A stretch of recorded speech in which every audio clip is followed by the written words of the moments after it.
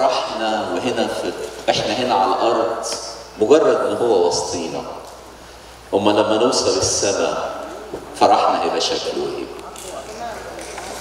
اذا كان الواحد لما بيفكر انه اتبناه ورضي بيه بيفرح كل الفرح ده، اما لما يبقى معاه في المجد وعايش معاه وقاعد معاه للابد فرحه هيبقى شكله ايه؟ فعلا فرح لا ينطق به ومجيد. كل واحد واثق ان ليه مكان في السماء. امين. عديها. كل واحد واثق ان ليه مكان في السماء. هتشاركنا الافراح في السماء. كم واحد واثق ان ليه مكان في السماء؟ في ناس ما رفعتش ايديها. انا بصلي من قلبي ان كل واحد موجود في الاجتماع يكون واثق ان ليه مكان في السماء على حساب دم المسيح. دخولنا السماء مش لان احنا كويسين، لكن لان هو اتبنانا ورضي بينا. دخولنا السماء ليه ثمن غالي جدا جدا جدا، ما كانش ينفع ندفعه. الثمن ده دفعه المسيح على عود الصليب. النهارده لو انت مش متاكده انك رايحه السماء هتصلي بعد الاجتماع وتقولي له يا رب انا بقبل خلاصك وعلى حساب دمك انا ليا مكان معاك في السماء. امين. عاوز اسمع كلمه امين. امين تبقى من القلب.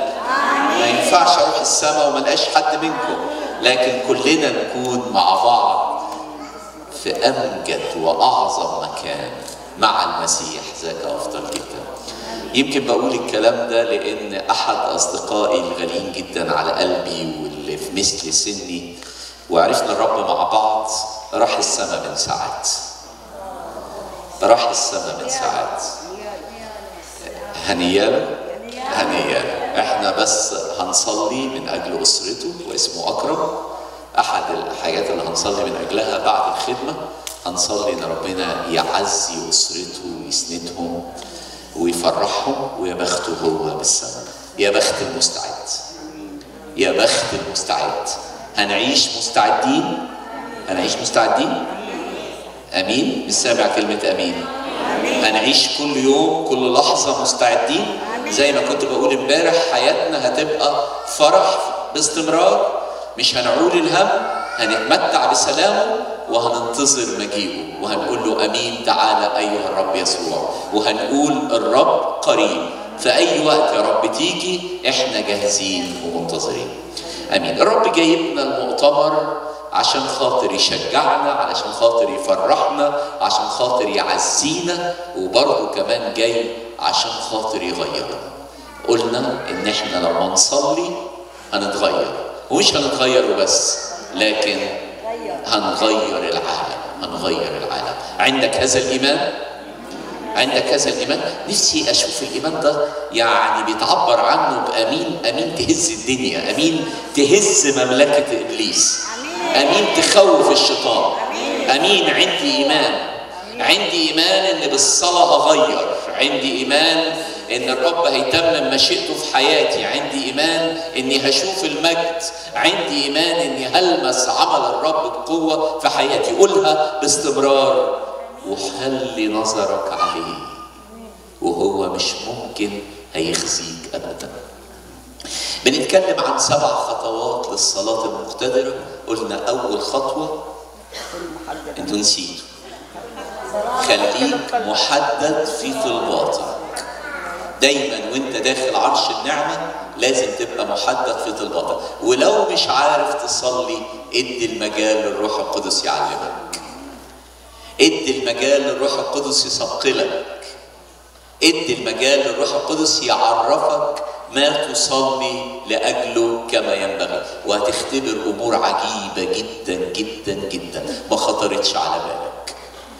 الروح القدس هيكشف لك أسرار غير عادية. الروح القدس هينقل لك أوجاع ناس عمرهم ما عبروا عنها، لكن الروح القدس هو اللي هيوجد، هو اللي هيحط ده قدام عينيك ويثقلك بالصلاة من أجلهم. هتختبر استجابات غير عادية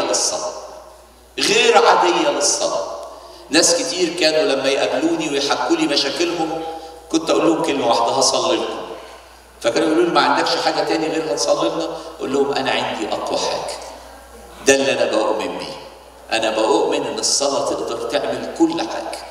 وحقيقي شفت بعينيا على مدار 30 سنه بخدم فيها الرب، شفت الصلاه بتعمل ايه.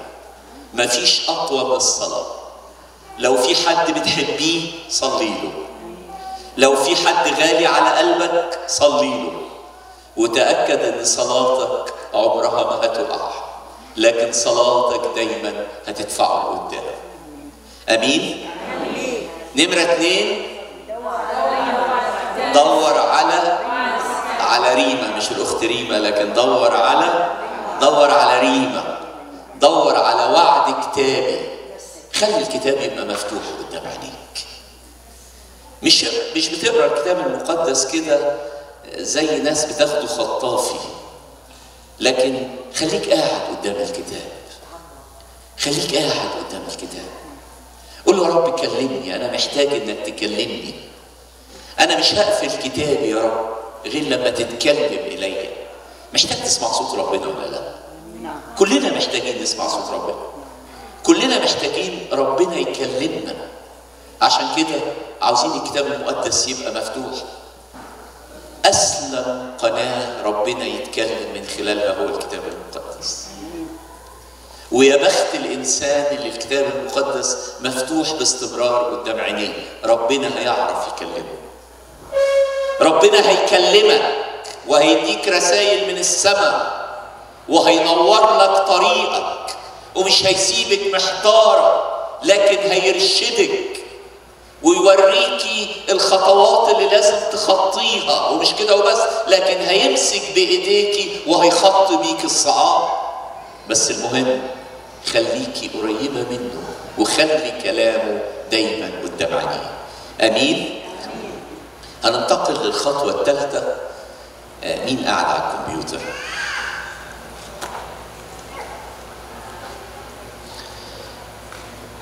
الخطوة الثالثة احنا هنراجع مع بعض حاجة من المؤتمر اللي فات. اعرف انتوا فاكرين ولا؟ عاوزين نطلع متى 7:7 او لوقا 11:9. الاثنين بيحملوا نفس الكلمات.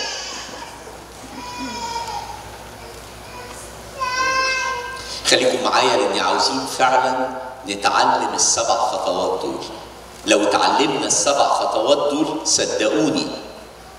صدقوني مش هنغير ديترويت، لكن هنغير حاجات كتير خالص. تقدروا تغيروا امريكا كلها، تقدروا تغيروا العراق وانتوا هنا.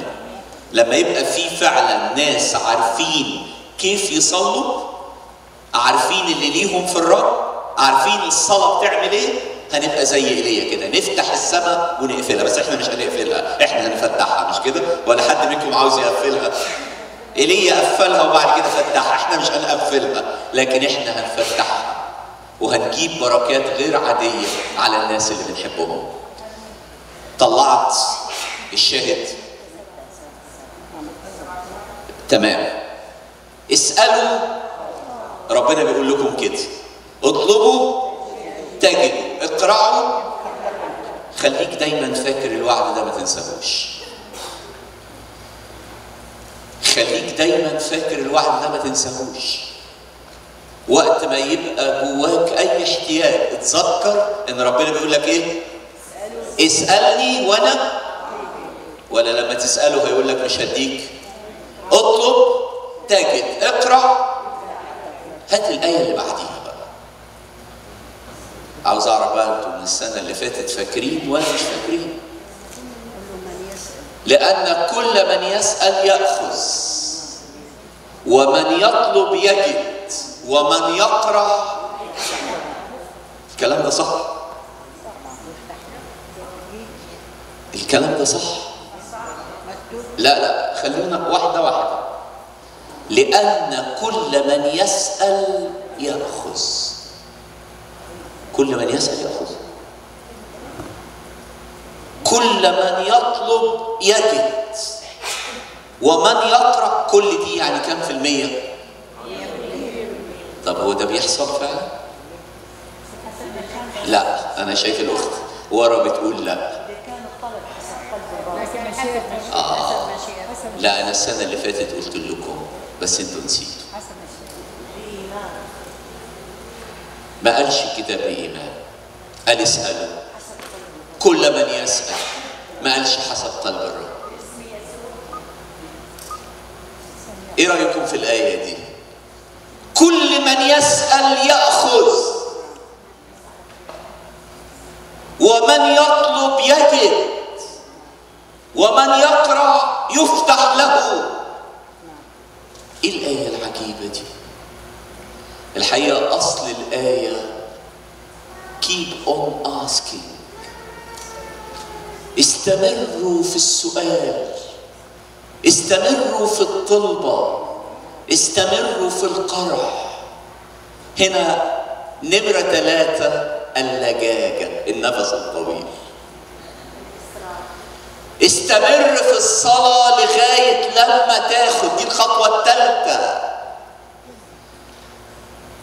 أنا قاعد يا رب قدامك لغاية لما تديني، أنا مش هتركك. وعلى فكرة لو أنت بتطلب غلط وأنت قاعد مصر، ربنا هيعمل تحول جوه قلبك ويظبط إرادتك على اللي هو عاوزه.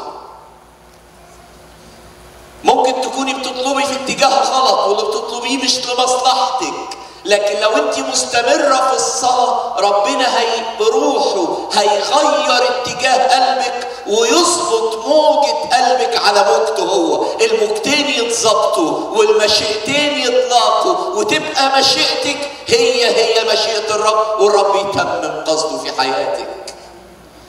ياما مرات كنت بصلي من اجل حاجات والقى ربنا بيغير بيغير بيغير بيغير بيغير لغايه لما يظبط ارادتي على ارادته. بس المهم اني استمر موجود في محضره. المهم اني اثابر على الصلاه. احبائي اكتر حاجه بتصدمني الناس ملهاش نفس طويل في الصلاه. الناس بتزهق بسرعه وبتفشل بسرعه. اكتر حاجه بتتعبني لما اسمعها احنا صلينا وما خدناش حاجه. هنفضل نصلي لغايه امتى؟ هفضل اصلي لغايه لما اشوف مجده. كانت في الهيكل بتصلي ومصدقه، كان في الهيكل بيصلي ومصدق انه مش هينطلق غير لما يشوف مجده، غير لما يشوف الوعد. وشاف الوعد بعينيه وقال له الآن تطلق عبدك بسلام. سنين الانتظار الطويلة ما كانتش على الفاضي، لأن أنا كنت مصدقك يا رب وأنت تممت اللي أنت وعدتني بيه. نفسنا قصير، نفسنا قصير. في حاجات محتاجة سنين طويلة نصلي من أجلها، لكن للأسف الشديد احنا مش بنواصل. عارفين ليه مش بنواصل؟ لأن حياتنا طالعة نازلة، حياتنا غير مستقرة مع الرب. شوية فوق وشوية تحت. هل دي خطة الله في حياتنا؟ إن نبقى شوية فوق وشوية تحت؟ خطة الله في حياتنا إن حياتنا تبقى لفوق باستمرار، من مجد إلى مجد، مش لتحت لكن لفوق. مش خطة الله لحياتنا ان احنا نيجي المؤتمر نتعزى ونتشدد ونترفع وبعد كده ننزل تاني تحت، لكن خطة الله ان احنا نفضل فوق على طول باستمرار. ثبت الركب المخلعة، الايدي المرتعشة ثبتوها. قولي له يا رب ركبي مخلعة، قولي له ايديا مرتعشة، قولي له يا رب انا ماليش النفس الطويل، لكن علمني من هذا المؤتمر ان يكون ليا النفس الطويل يا رب معاك. استمر في الصلاة بلجاجة لغاية لما تتمم وعدك معايا. نفسك طويل في الصلاة؟ نفسك طويل في الصلاة ولا بتزهقي بسرعة؟ كم واحد يفضل واقف على بابه يخبط ويقول له مش هسيب بابك يا رب غير لما تفتح، غير لما تفتح. مش هتتأخر عليا يا رب لأنك مش ممكن تتأخر، لكن في وقته يسرع به. اختبار رائع حصل معايا من فترة بسيطة. كلمتني أم، والأم كانت فرحانة جدا جدا جدا. بتقول لي أنا فضلت 20 سنة أصلي من أجل ولادي، والشيطان حرمني كتير كتير كتير كتير، والحقيقة كانت طلبت مني إني أواصل يعني صلاة من أجلها ومن أجل ولادها. وكلمتني في يوم وهي فرحانة وتقول لي الاتنين في يوم واحد الرب افتقدهم. في يوم واحد، في يوم واحد راحوا مؤتمر بطريق يعني أقول يعني الصدفة بحسب مقاييس الناس، لكن ربنا كان مرتب وتعامل الرب مع الاثنين وغير الاثنين. واحد منهم دلوقتي كل ما بشوفه بخجل من كم الأمانة اللي الرب حطه في قلبه، وأقول له ورا كل ده فضلت تصلي 20 سنة. واظبوا على الصلاة بلجاجة وبإصرار. النهارده ربنا عاوز يعلمنا اننا نستمر، ما تيأسيش، ما تفشليش، كملي المشوار، كملي خبيط على بابه لغايه لما يفتح الباب. اطلب طلبات محدده. نمره 2، دور على وعد كتابي، على ريمه تأيد الطلب اللي انت بتطلبه عشان تبقى مسنود على وعد كتابي. نمرة 3، استمر في الطلب وانت واثق. صلي بلجاجة، قول له رب النهارده اديني النفس الطويل في الصلاة، اديني النفس الطويل علشان استمر في الصلاة لغاية لما اشوف مجدك. طيب انا قلت لكم برضه السنه اللي فاتت حاجه عاوز امتحن، انتوا فاكرينها ولا لا؟ اللجاجه يعني ان انا وانا بصلي بحط الرب قدام اختيار من 2. فاكرين؟ نسيتوا. نعم. ايه؟ يعني انا بقول للرب اما انك تستجيب او انك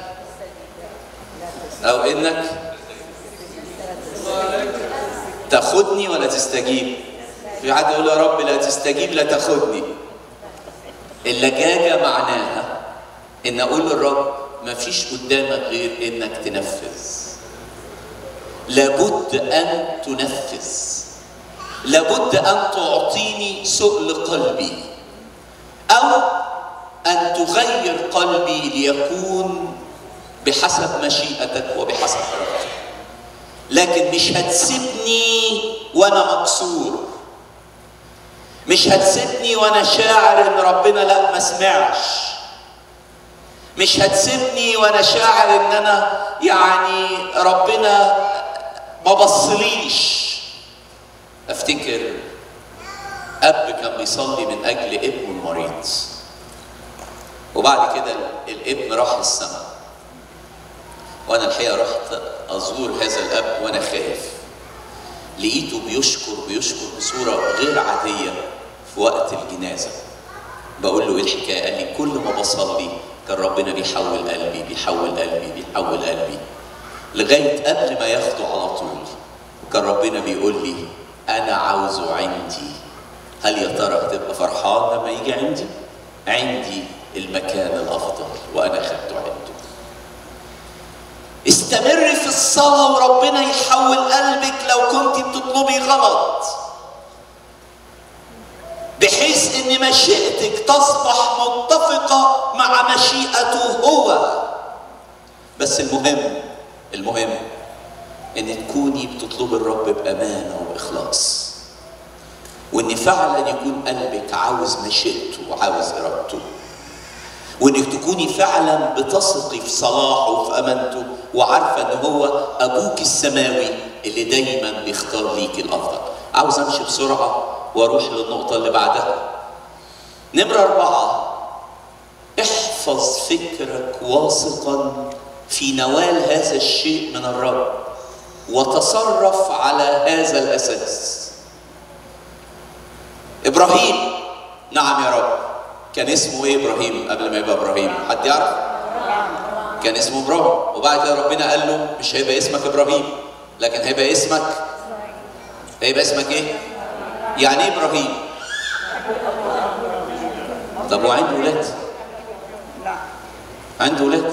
لا ما كانش. يعني زي واحد قصير يسموه الطويل، حاجه تكسف يعني. هو قصير خالص يسمينه زي الطويل يعني، ما هو قصير. فابراهيم ما عندوش ولاد، فربنا قال له انا خلاص هسميك ابو المؤمنين. يعني عنده وعد من الرب. فطلع يقول للناس يا جماعه ما تقولوليش ابراهيم تاني، انا نويت اغير اسمي بعد ما خدت الجنسيه، انا نويت اغير اسمي. انا اسمي دلوقتي هيبقى، ده الراجل حصل له حاجه في مخه من كتر ما هو ما عندوش اولاد ومحروم. الراجل اتخبل في دماغه قبل الجمهور كثير، انت عندك ولاد؟ طب لما تشوف حاجه، انا مصدق وعد ربنا، انا مصدق كلامه، هو قال لي كده وانا مصدق كلامه. احفظ فكرك واثقا في نوال الوعد الالهي.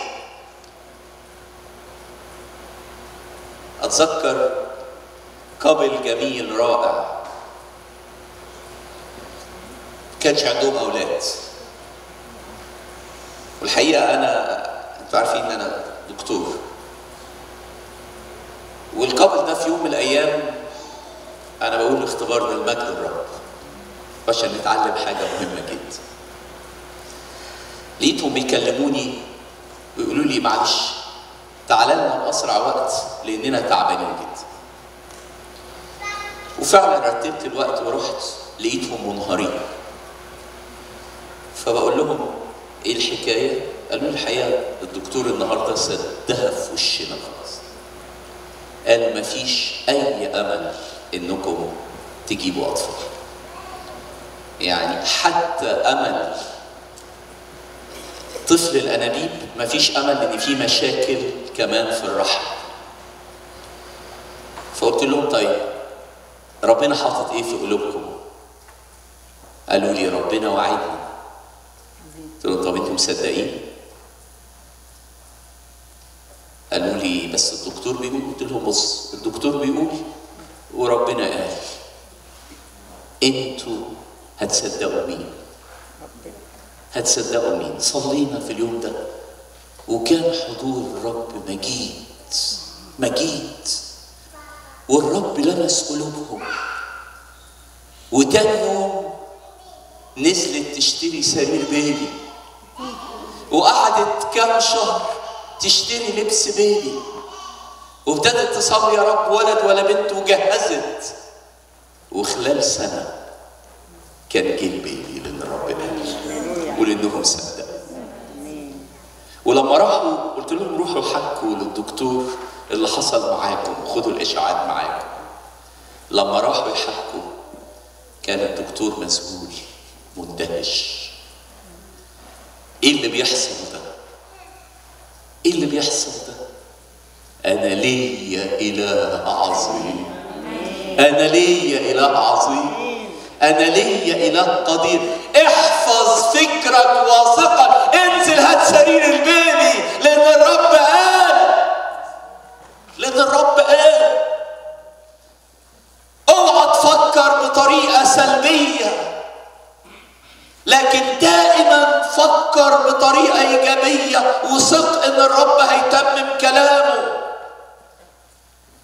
بيبقى باين عليه الشخص اللي مليان ايمان، ويبقى باين عليه ايضا الشخص اللي ما عندوش ايمان.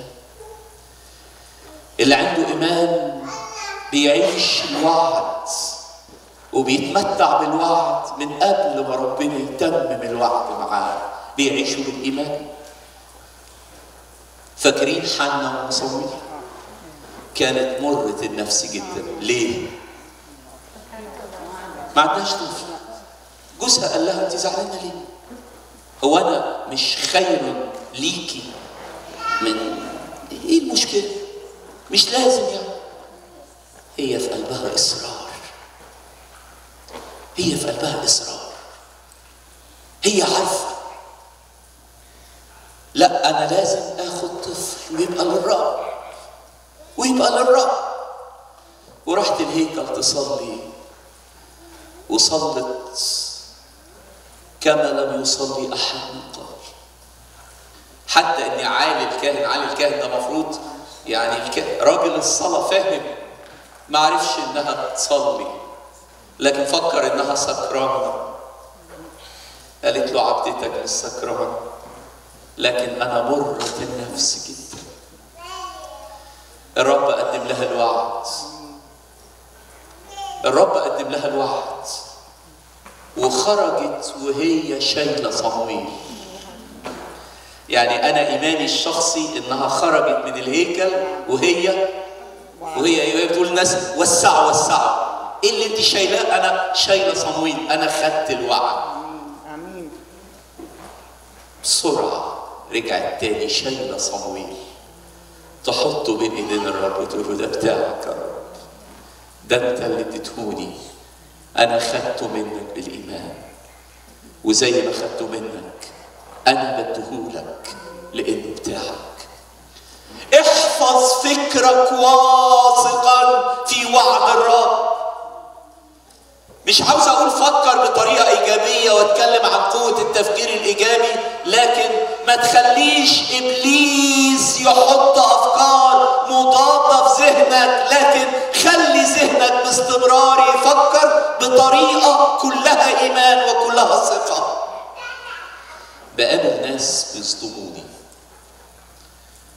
بيصدموني لأنهم بيصدقوا الشيطان. عايشة خايفة ومرعوبة. ليه يا ماما خايفة ومرعوبة؟ الشيطان قال لي أصل أنا هموت ولدك، هيموت في حادثة. وعايشة عيني مرعوبة وخايفة. واحد تاني عايش خايف، الشيطان قال له هتخسر البيزنس بتاعك أو هتخسر شغلك والدنيا هتبقى صعبة معك. هو قاعد يا عيني مصدق هذا الكلام. انتوا عارفين ان الخوف هو إيمان؟ هو إيمان؟ تعرفوا كده؟ الخوف إيمان ولا عدم إيمان؟ الخوف إيمان ولا عدم إيمان؟ إيمان ولا عدم إيمان؟ هو الخوف عدم إيمان وإيمان في نفس الوقت. إزاي؟ هو إيمان باللي قاله لي الشيطان، تصديق للي قاله لي الشيطان. الشيطان وصل لي رسالة وأنا صدقتها. الشيطان قال لي أنا هأذيك، والرب بيقول لي أنا حميك، أنا هصدق مين؟ الشيطان بيقول لي ده مش ممكن يحصل، والرب بيقول لي أنا هعمل كده، أنا هصدق مين؟ الشيطان بيقول لي في خراب، والرب بيقول لي في بركة، أنا هصدق مين؟ الشيطان بيقول لي هدمرك، والرب بيقول لي أنت في عينيا محمي، أنا هصدق مين؟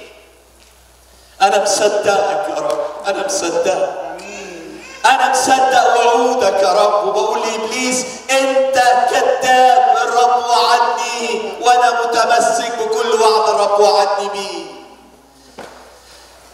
حبيبي طلع لي كورنثوس الثانية 10:5 مبدأ روحي مهم جدا لازم نعيش بيه.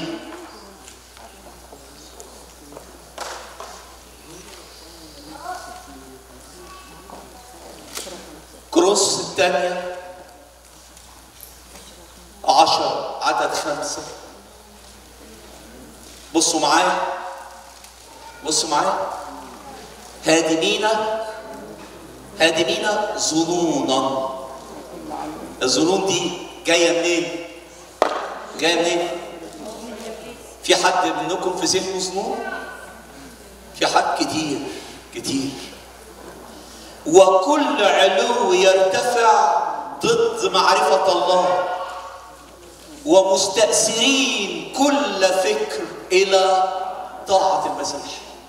النهارده هنقول يا رب ادينا نعمة علشان نهدم كل الظلم، وعلشان كل أفكار الخوف اللي الشيطان بيزرعها جوانا نهدمها ونقول له أنت كذاب. وأن نستأثر. يعني إيه نستأثر؟ يعني إيه نستأثر؟ ما لما اتنين يحاربوا بعض، لما يبقى في حرب بيبقى في اسير وفي اسر. القوي هو اللي بيأسر الضعيف. واحدة من اتنين، لا اما تبقى اسير لافكارك، لا اما تستأثر انت كل فكر الى طاعة المسيح. يا ناس يا عيني اسيرة افكارهم، تيجي تنام بالليل كده تطلع الافكار من تحت المخدة، بتطلع منين؟ من تحت المخدة ولا تطلع منين؟ بس يحطوا راسهم كده على السرير، افكار زبنطوطة كده تروح طالعة من تحت المخدة. ايه الحكايه؟ بنقعد ساعة 2 3 مش عارفين، ما عندكش حاجة تنومنا، مفيش منوم، ليه؟ اصلا بيطلعوا من تحت المخدة. مستأثرين، قولوا معايا، كل فكر إلى طاعة. أي فكرة تيجي على ذهنك افحصها، هل الفكر ده هيؤدي إلى طاعة المسيح ولا هذه الفكرة ضد المسيح؟ هل الفكرة دي من المسيح ولا الفكرة دي من الشيطان؟ أحبائي، عاوزين نقول النهارده قدس أذهاننا يا رب، قدس أذهاننا لكي ما نستأثر كل فكر إلى طاعتك. أخيرا يا إخوتي، كل ما هو جليل، كل ما هو صالح، كل ما هو صيته حسن، كل ما هو ففي هذه افتكروا. ليكن يا رب فكري دائما فكر مقدس. اعطيني يا رب القدرة والسلطان أن أستأثر الأفكار، لا أن أكون أسيرا لأفكاري. النهارده عاوز أصلي من أجل الناس المقصورة لأفكار إبليس. إذا كنت مقصور لأفكار الشيطان اديها لك، النهارده الرب هيحررك من هذا الأسر. عاوز أسمع كلمة آمين. في ناس ممكن تبقى مقصورة لأفكار نجاسة. أنا ما أعرفش ليه بقول كده، حقيقي ما أعرفش ليه بقول كده. النهارده الرب هيحررك، النهارده نطلب نقول يا رب رش دمك على اذهاننا، على افكارنا. الذهن دايما هو ساحه المعركه.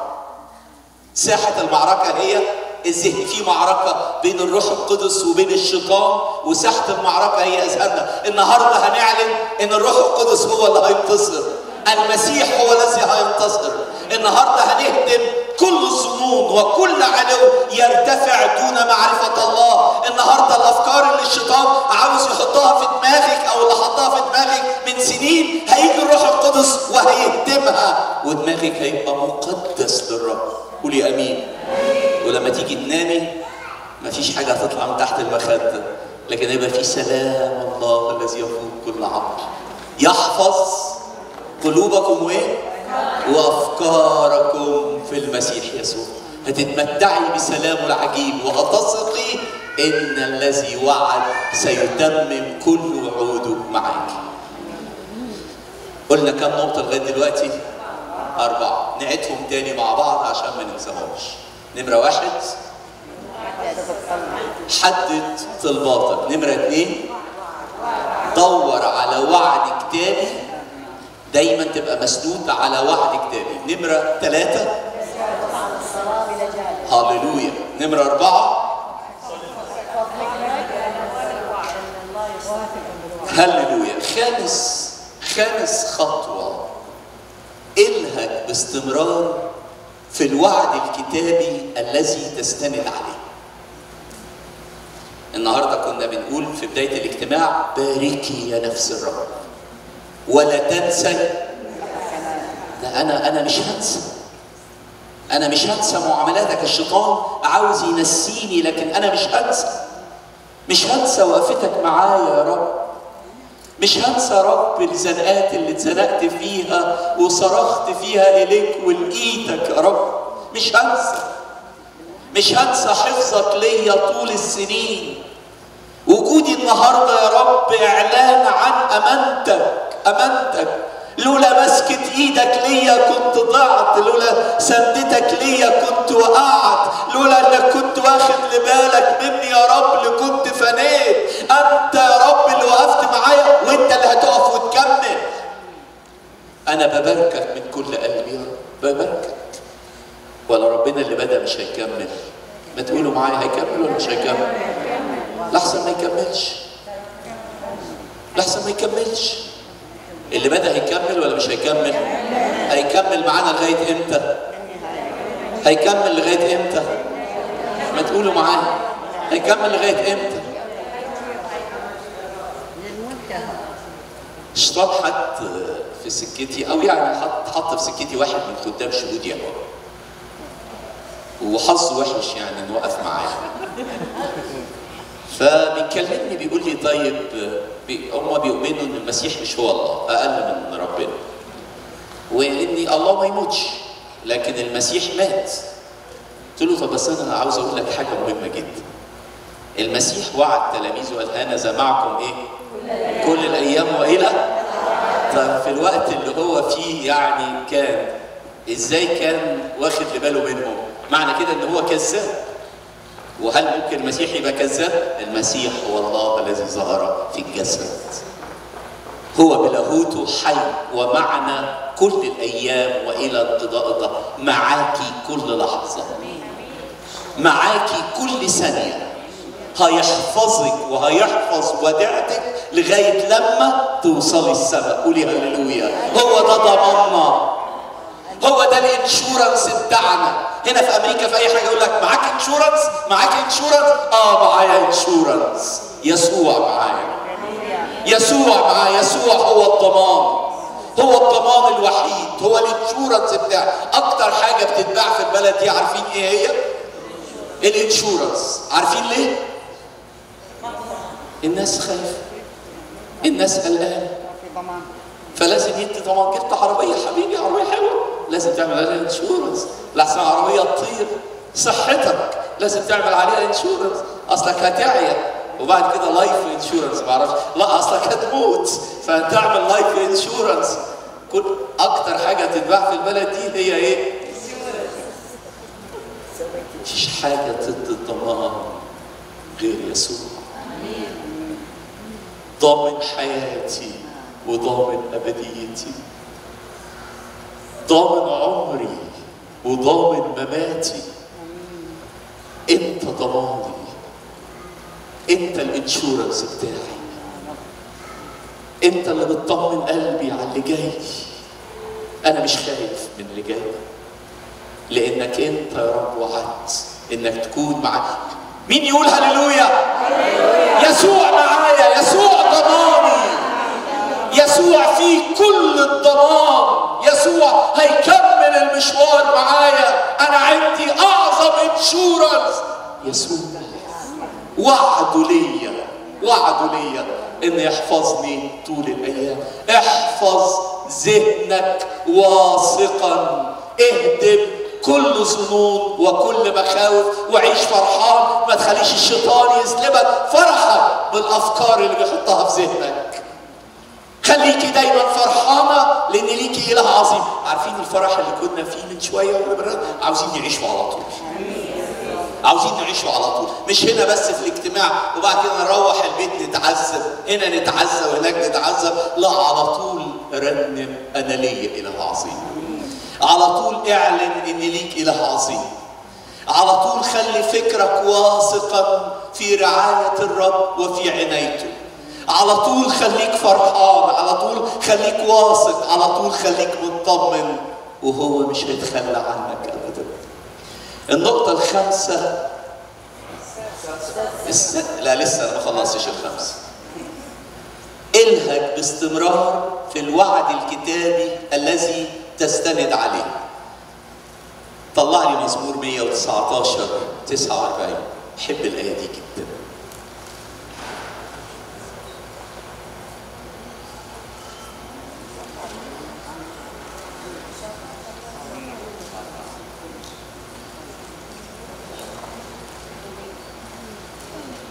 وهم غلبوه بدم الخروف وبكلمة الكلمة له قوة ولها سلطان، وعندما أنطق بالروح تتزعزع مملكة إبليس تحت أقدامي، ويصرخ إبليس يا تلفي يا تلفي. لما أعلن كلمات بسلطان الروح القدس، هذه الكلمات لها سلطان عظيم. خدوا بالكم من الكلام اللي احنا بنقوله ليه سلطان عظيم. يمكن نسمع نقول ده بيتنبأ، الكلمة اللي طالعة نبوة. ما تخليش كلامك كلام سلبي، لكن خلي كلامك دايما يبقى كلام إيجابي. حتى على أولادك، حتى على أولادك دايما كلامك يبقى كلام إيجابي، تنبئي عليهم بالبركة. مش تقول له انت مش هتفلح، انت بنعمة الرب هتبقى ناجح لان الرب معاك. انت بنعمة الرب هتكون في احسن حال، هتكون في اعظم حال. اوعى تتجاوب مع فكر الشيطان، اوعى تقول كلام سلبي على حياتك او على بيتك او على كنيستك او على اولادك، لكن خلي كلامك باستمرار كلام ايجابي. طلعت اذكر لعبدك القول الذي جعلتني انتظر. دي النقطة الخامسة. دايما وانت بتتكلم مع الرب قول له يا رب اذكر الوعد اللي انت وعدتني بيه، اذكر القول يا رب الذي جعلتني انتظره. خلي كلامك دايما يبقى بهذه الايجابية. في عندنا في مصر من فترة كان في فيلم خدوا منه قفشه المصريين. تعرفوا يعني ايه قفشه؟ قفشه كده. والحقيقه شعرت ان الكلام ده من الشيطان، ان الشيطان هو اللي عامل ده بالظبط. في الفيلم الممثل بيقول لابنه يا فاشل يا فاشل، فابتدوا الناس يستخدموا نفس الكلمات دي، يا فاشل يا فاشل، وانتشرت بطريقه غريبه جدا، بصورة غريبة. كل واحد يقول يا فاشل يا فاشل. وشعرت جوايا ان ده مش مجرد نشاط انساني او مجرد يعني فكاهة او كوميديا، لكن شعرت ان في رسالة من الشيطان عاوز يحطها على افواه الناس. وبديت اصلي وقلت له يا رب خلي المؤمنين دايما يقولوا لاولادهم يا ناجح يا ناجح. أيها الحبيب أروم أن تكون ناجحا وصحيحا في كل شيء كما أن نفسك أيضا ناجح. كلمة فاشل ما تطلعش من بقك، لكن دايما اللي يطلع من بقك غالب منتصر ناجح، لأن الرب هو إلهك الذي يعطيك الغلبة والذي يعطيك النجاح. اذكر لعبدك القول الذي جعلتني أنتظره. نحميا هو بيصلي في سفر نحميا الإصحاح الأول يقول له كده اذكر الكلام الذي أمرت به موسى عبدك قائلا، وهو بيخاطب الرب يقول له يا رب اذكر يا رب الكلام اللي انت أمرت به موسى عبدك. أنا بطلبك بكلامك يا رب، أنا بطلبك بالوعود اللي انت وعدت بيها، أنا مش بطلبك بحاجة أنا بتخيلها لكن انت قلت. عشان كده اذكر وعودك لموسى، اذكر الكلام اللي وعدتني بيه، اذكر الكلام اللي انت كلمتني بيه، اذكر الريمة يا رب اللي انت اديتهاني. طالب الرب باستمرار بوعوده، طالب الرب باستمرار بوعوده. وعود الرب احبائي عامله زي الشيكات، اوعى ترميها وتقطعها.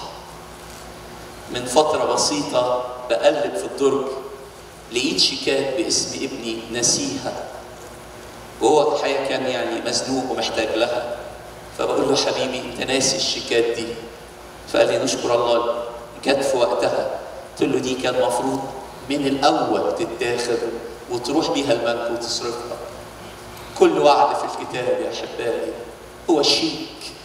احنا غناي جدا جدا جدا جدا، احنا غناي جدا. انت مش فقير، انت غني.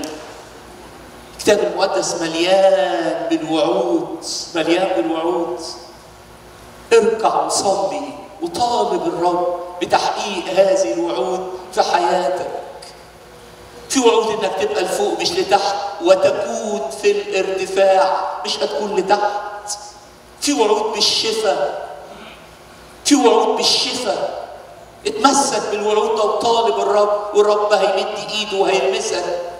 في وعود بخلاص اهل بيتنا، في وعود بالبركه، في وعود بالاستخدام. كل هذه الوعود لنا. نمرة 5 طالب الرب بوعوده. خد الوعد وادخل وقول يا رب انت اللي قلت، انت اللي قلت. اذكر الوعد اللي انت وعدتني بيه. قبل ما اجي يا رب هذه الارض وعدت انك تباركني، اذكر يا رب الوعد اللي انت وعدتني بيه. انت قلت روح وانا هباركك. انا صليت وطلبت مشيئتك وانت ريحتني وقلت لي روح، وانا سمعت كلامك يا رب ورحت، وانا واثق يا رب في انك هتتمم كل وعد معايا. كلامنا هيبقى كلام ايجابي، مش كده؟ قولوا امين. امين. في كلام سلبي هيطلع من اذهاننا؟ فكرنا هيبقى فكر ايجابي. ربنا هيسمع ولا مش هيسمع؟ ربنا هيستجيب ولا مش هيستجيب؟ ربنا هيتمجد ولا مش هيتمجد؟ يسوع راح يتمجد مجد من غير حدود.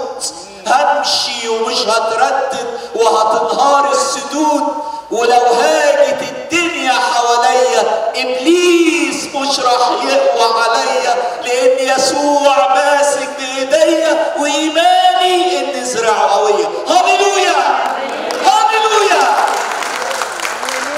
يسوع هيتمجد، يسوع هيتمجد، يسوع هيتمجد، يسوع هيتمجد. اعلنيها بايمان، اعلنها بايمان. يسوع هيتمجد، يسوع هيتمجد في كل امر من امور حياتك. يسوع هيتمجد وهنشوف الكنيسه مفتوحه بمجد وهيسدد كل الاحتياجات. يسوع هيتمجد وبيتي هيبقى بيت صلاه. يسوع هيتمجد وولادي هيبقى مباركين. يسوع هيتمجد وهنشوف نفوس بتخلق. يسوع هيتمجد وهنهديه كل المجد والعظمه. قولوا هللويا. تعالوا نقف ونصلي، تعالوا نقف ونصلي، تعالوا نقف ونصلي ونفكر في الكلام اللي ربنا كلمنا بيه.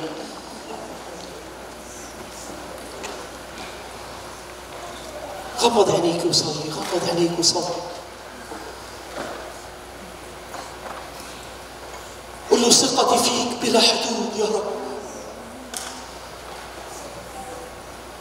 ثقتي فيك بلا حدود.